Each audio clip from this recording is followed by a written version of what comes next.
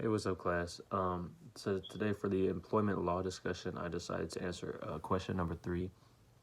And question number three asks, explain the concept of disparate treatment discrimination and provide an example in the sport context.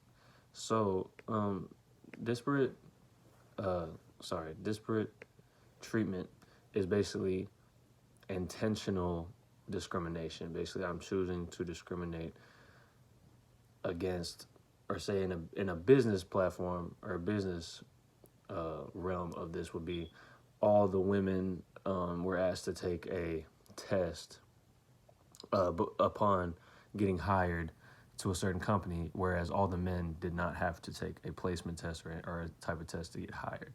So that it's discriminating against a certain class or group because of them being in that class or group in the workforce context. So an example in sport context would be, let's say, the men's basketball team of a certain school gets, let's say, 3 times the amount of gear and